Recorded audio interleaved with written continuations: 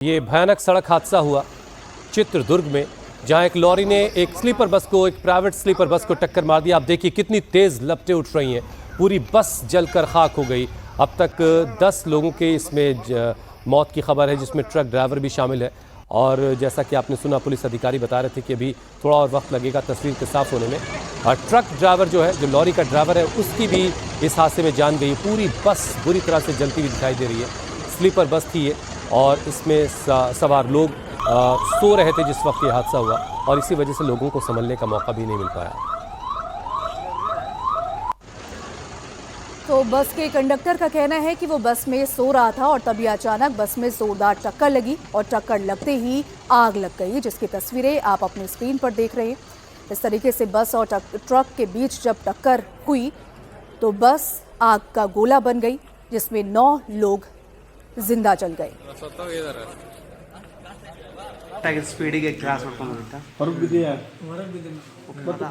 मैं उस समय सो रहा था, अचानक आवाज आई और खिड़की का शीशा टूट गया और मैं बस से बाहर गिर गया। मुझे इतना ही याद है, उसके बाद क्या हुआ मुझे पता नहीं। कुछ लोग मुझे अस्पताल लेकर आए, मेरे हाथों और पैर में चोट लगी।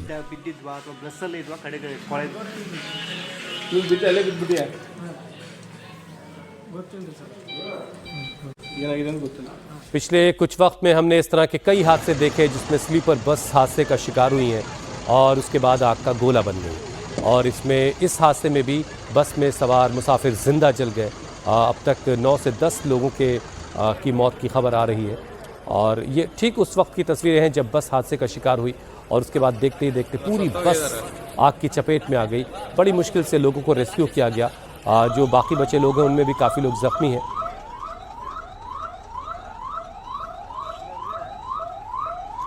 हमारे सहयोगी टी राघवन इस पर और ज्यादा अपडेट के साथ इस वक्त हमारे साथ जुड़ चुके हैं। और राघवन, कुल 32 लोग थे इस बस में सवार, जिसमें 2 लोग ड्राइवर और कंडक्टर हुए।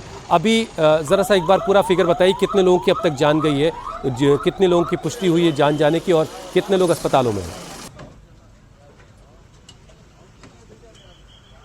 जी देखिए, बहुत ही दुखद घटना इसको कह सकते हैं, क्योंकि जो बस बेंगलुरु से गोकर्णा के लिए जा रही थी उसमें कुल 32 लोग सवार थे, जिसमें से ये बताया जा रहा है कि 29 पैसेंजर्स थे। उनमें से 25 लोगों को गोकर्णा जाना था, 2 लोगों को शिवमोगा जाना था और 2 लोगों को कुमटा जाना था। अभी जो हमारे सी बर्ड जो ट्रैवल एजेंसी है उसके ओनर से बात हुई, उनका ये कहना था कि 16 लोगों से उनका संपर्क हो पाया है। इसका मतलब ये अंदाज़ा लगाया जा सकता है कि 16 लोग इसमें जीवित बचे हैं। हमने देखा कि जो ड्राइवर और कंडक्टर जो बस के थे वो भी जीवित बचे। कंडक्टर ने ये बताया कि जो ट्रक था वो उल्टी दिशा में जा रहा था। शायद एसपी का ये कहना था कि शायद ड्राइवर सो गया और उसने डिवाइडर को क्रॉस करके इस बस को टक्कर मारी, और टक्कर का इम्पैक्ट ठीक उसी जगह पर था जहां पर इस बस का डीजल टैंक था, जिसमें ये बताया जा रहा है कि 350 लीटर ईंधन था।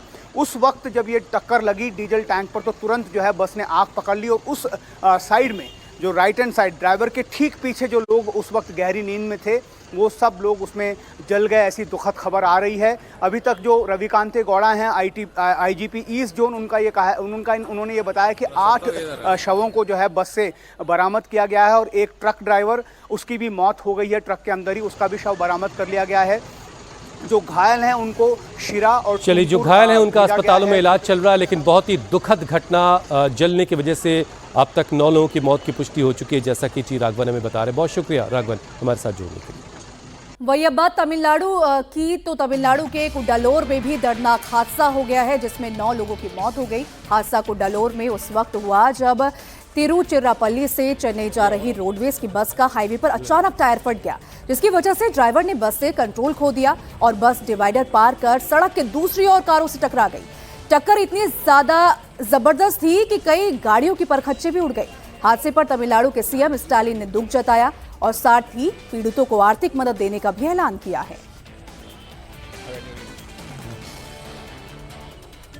और अब अगली बड़ी खबर का रुख करते हैं जो बांग्लादेश से आ रही। बांग्लादेश में इनकलाब मंच के नेता उस्मान हादी की हत्या के एक संदिग्ध को गिरफ्तार किया गया है। जिस संदिग्ध को गिरफ्तार किया गया उसका नाम हिमोन बताया जा रहा है। वो उस मोटरसाइकिल पर सवार था जिस पर आलमगीर का सहयोगी बताया जा रहा है, जिसमें उस्मान को गोली मारकर उसकी हत्या की थी। खबरों के मुताबिक संदिग्ध को खुफिया खबर के बिना पर बुधवार दोपहर 2 बजे एक होटल से गिरफ्तार किया गया।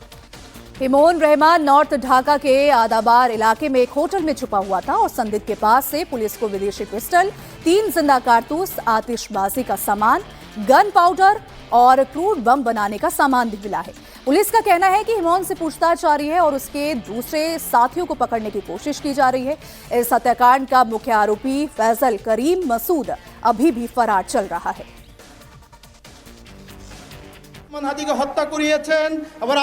आपने उस्मान हादी की हत्या की और अब इसको बहाना बनाकर चुनाव में गड़बड़ी करने की तैयारी कर रहे हैं। उस्मान हादी का कत्ल उस वक्त हुआ जब देश में आपकी हुकूमत थी। आप उसकी हत्या की जिम्मेदारी से बच नहीं सकते। मुकदमा आप पर भी चलेगा और हम इस पूरे मामले का पर्दाफाश करेंगे। आप एक बात याद रखिए कि जुलाई क्रांति से पहले बांग्लादेश में जो लोग सरकार चला रहे थे वो देश को अपनी निजी जागीर समझते थे, लेकिन वो आज बांग्लादेश में नहीं है। उनको देश छोड़कर भागने पर मजबूर होना पड़ा। अगर उस्मान हादी के हत्यारों के खिलाफ कानूनी कार्रवाई नहीं हुई तो आपको भी बांग्लादेश से भागने पर मजबूर होना पड़ेगा। हम तब तक सड़कों से नहीं हटेंगे जब तक कि कातिल गिरफ्तार नहीं हो जाता। और अब बड़ी खबर बांग्लादेश से, जहां ढाका के मागो बाजार इलाके में कट्टरपंथियों ने बम धमाका किया है।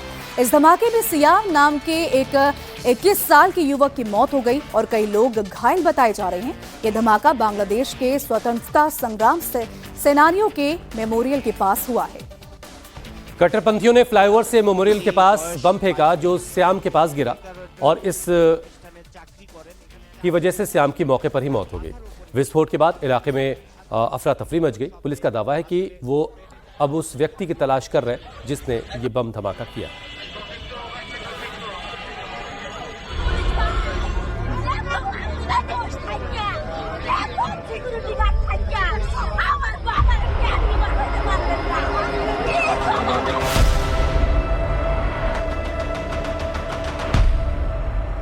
इस धमाके से ढाका दहल गया। इस्लामिक कट्टरपंथियों की इस करतूत से लोग दहशत में हैं। इस धमाके में 21 साल के एक युवक सियाम की मौके पर ही मौत हो गई। चश्मदीदों ने बताया कि सियाम सड़क के किनारे एक ठेले के पास खड़ा था। बम सीधे उसके पास फटा और उसकी मौत हो गई।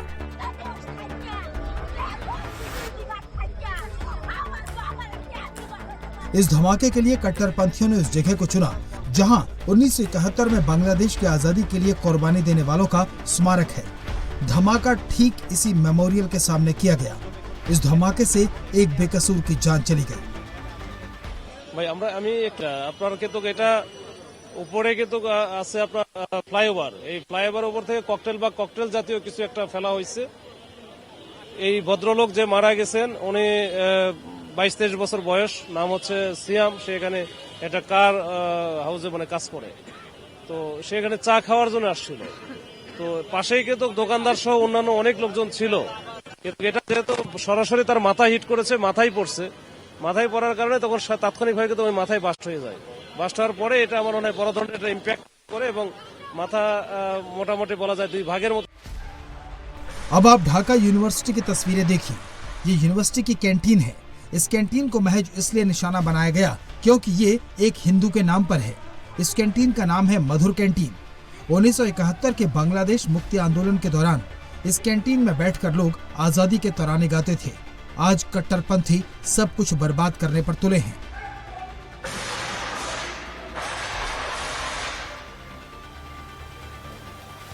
बांग्लादेश में कट्टरपंथियों की एक और करतूत सामने आई है। ये बांग्लादेश की महिला पत्रकार नाजनीन मुन्नी हैं। बांग्लादेश के न्यूज चैनल ग्लोबल टीवी की सीनियर जर्नलिस्ट हैं।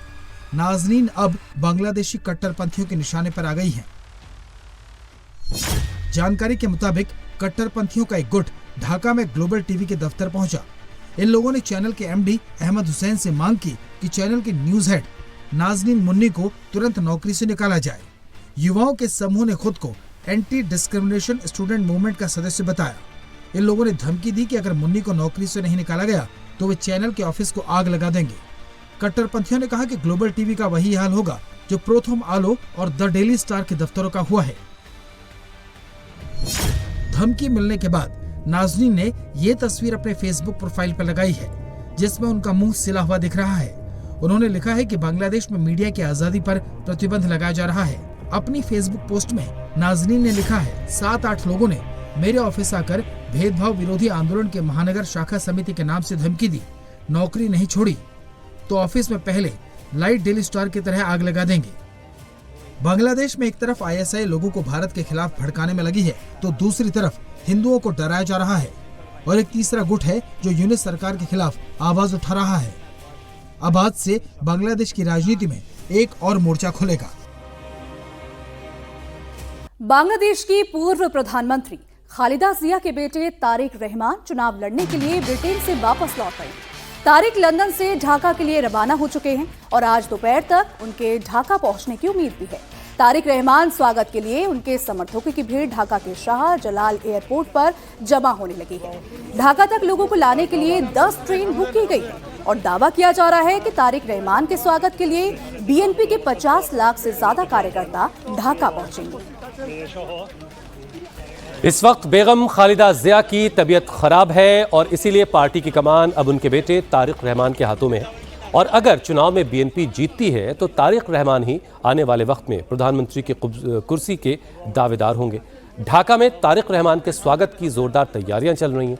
बीएनपी के कार्यकर्ता कल रात से ही रैली वाली जगह पर पहुंचे हुए हैं। हजारों की तादाद में कार्यकर्ता पार्टी के झंडे लेकर तारिक रहमान का इंतजार कर रहे हैं। ढाका एयरपोर्ट से ही तारिक का स्वागत समारोह शुरू हो जाएगा। और अब बड़ी खबर असम से, जहां पुलिस ने एक बांग्लादेशी महिला को गिरफ्तार किया है जो अवैध रूप से बॉर्डर पार करके भारत में घुसी थी। असम पुलिस ने गिरफ्तारी धुबरी में की। ये महिला साइलेंट बॉर्डर के रास्ते एक दलाल की मदद से घुसी। दलाल ने इसे भारत में घुमाने के लिए 95,000 रुपए वसूले और पहाड़ी इलाकों से बॉर्डर पार करवाया। दलाल ने इसका फर्जी आधार कार्ड भी बनवाया जिसमें इसका नाम झुमरू राय लिखवाया गया है। पुलिस ने कहा है कि इसके साथ 8 और महिलाओं को बॉर्डर क्रॉस करके भारत में घुसाया गया है। इसके बाद दलाल ने इस सभी महिलाओं को दिल्ली में बेच दिया। ये महिला किसी तरह से दलाल के चंगुल से भाग निकली और दिल्ली से असम आ गई और ये अब बांग्लादेश वापस जाने के लिए रास्ता तलाश कर रही है। उसी वक्त पुलिस ने इसको पकड़ लिया। ये महिला वापस बांग्लादेश लौटकर जाना चाहती है और इसी दौरान पुलिस के हत्थे चढ़ गई है। खबर है गौरीपुर थाना में अभी है जो हमारा अभी नया एसओपी आया है स्टैंडर्ड। अभी नया जो एसओपी आया है रिगार्डिंग इलीगल माइग्रेंट और डिक्लेयर्ड फॉरेन नेशनल के लिए जो रिलेवेंट है उसी में हम लोग कार्रवाई करेंगे। नहीं, अभी तो बांग्लादेश से ही है। बांग्लादेश का है, उनका कुमिला से है, कुमिला डिस्ट्रिक्ट से। अभी तक तो अभी उनका जो अभी कुछ खबर मिला है हमको, तो अभी तक तो हमको मतलब खबर आया है कि शी इज फ्रॉम बांग्लादेश। अभी we are not confirm from which district she belongs. कुछ दस्तावेज मिला है? हाँ मिला है। दस्तावेज क्या है अभी तो इनिशियली है, सुबह ही का बात है ये। अभी हम लोग देख रहे हैं, हमारा जो भी कार्रवाई करना है हम लोग कर रहे हैं। अगर आप भी अक्सर बाहर खाते पीते हैं तो सावधान हो जाइए क्योंकि बाजार में मिलने वाला सामान मिलावटी हो सकता है। बिहार की राजधानी पटना में फूड सेफ्टी विभाग ने जूस की दुकान में छापेमारी करके ऐसी मिलावट को पकड़ा है जो आपको बीमार करने के लिए काफी है। पटना में फूड सेफ्टी विभाग ने छापेमारी की और मिलावट करने वाले एक रेस्टोरेंट और एक जूस शॉप को सील कर दिया गया। रेस्टोरेंट में जहां लोगों को खाने में मिलावटी पनीर दिया जा रहा था, वहीं जूस शॉप में लोगों को मिलावटी जूस बेचा जा रहा था। छापेमारी के दौरान जूस शॉप में फूड सेफ्टी डिपार्टमेंट की टीम को एक केमिकल पाउडर मिला है और इसका इस्तेमाल दुकानदार जूस को ज्यादा गाढ़ा बनाने के लिए कर रहा था। इस पाउडर का नाम डी पाउडर है और ये वहां के लोग, वहां के दुकानदार दिल्ली से मंगवाते थे।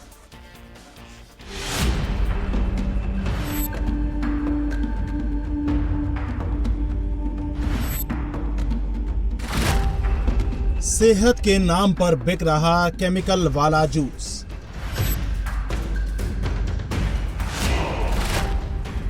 दिल्ली का डी पाउडर कर देगा आपको बीमार। रेस्टोरेंट में खुलेआम परोसा जा रहा नकली पनीर। ये 2 तस्वीरें बिहार की राजधानी पटना की हैं, जहां खुलेआम आम आदमी की सेहत के साथ खिलवाड़ हो रहा है। मोटे मुनाफे के लिए दुकानदार इंसानी जिंदगी में जहर घोल रहे हैं। बुधवार को फूड एंड सेफ्टी विभाग ने पटना के कंकड़ बाग इलाके में एक रेस्टोरेंट और एक जूस की दुकान पर छापेमारी की। इस दौरान फूड सेफ्टी टीम को जूस की दुकान में जो मिला वो आम आदमी के अस्पताल में भर्ती होने के लिए काफी है। कृष्णा जूस एंड शेक नाम की इस दुकान में खुलेआम जूस में केमिकल मिलाया जा रहा था। दुकानदार का कहना है कि दिल्ली से आने वाले इस पाउडर को वो जूस में मिलाता है, जिससे जूस गाढ़ा हो जाता है। ये कौन सा केमिकल है, किस चीज से बना है, इसके बारे में दुकानदार को कुछ भी मालूम नहीं है। बस वो इस केमिकल पाउडर को मिलाकर लोगों को अच्छी सेहत का झांसा देकर बीमारी बेच रहा था। कौन सा पाउडर है? डी पाउडर है सर। क्या नाम है? D powder. किस चीज में इस्तेमाल किया जाता है ये? शेक में डालता है।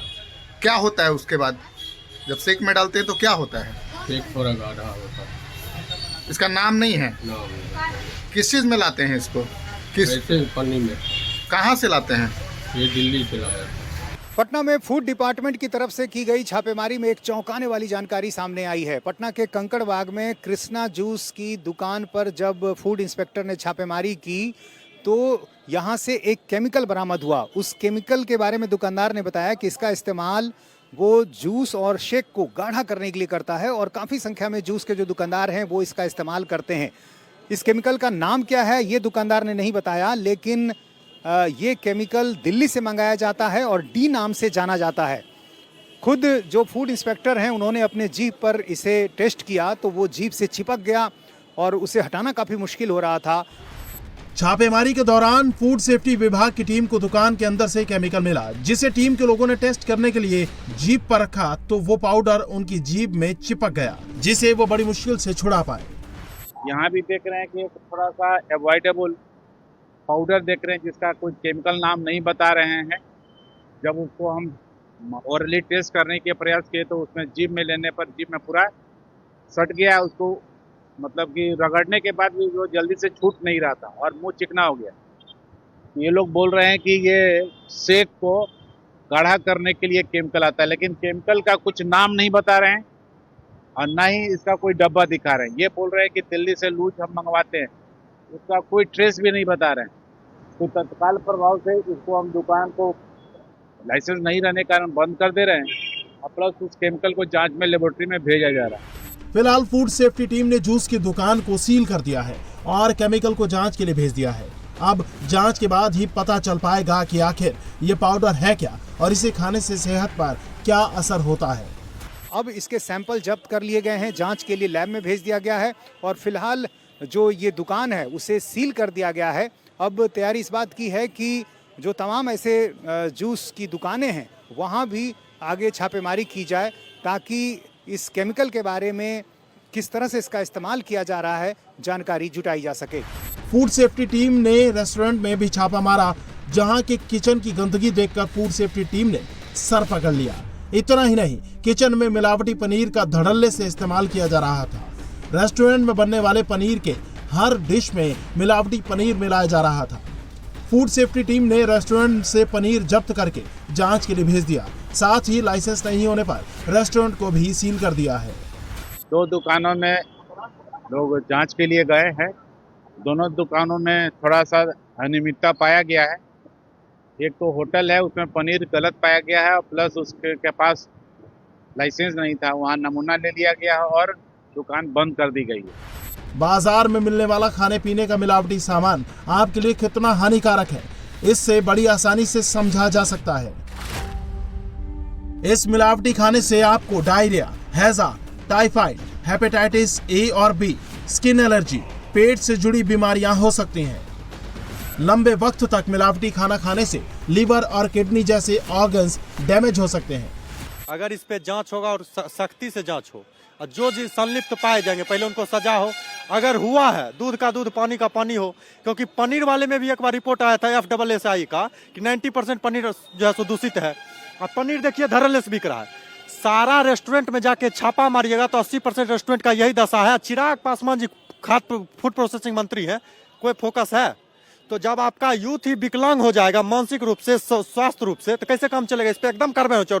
मिल चाहे कोई भी प्रकार का शेक है आजकल एकदम पिए एकदम जो शेक पिया है वो भी बहुत अच्छे से जानता है और जिनके पास आम का बगीचा है वो दूध में मिला के नॉर्मल शेक घुमाइए और एक बार दुकान का पीजिए, समझ में आ जाएगा कि हमारा घर वाला कैसा है, बाहर वाला कैसा है।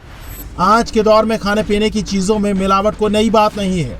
मिलावटखोर अधिक मुनाफा कमाने के लिए लोगों की सेहत से खिलवाड़ कर रहे हैं। इनसे बचने का केवल एक ही तरीका है, सावधानी और सतर्कता।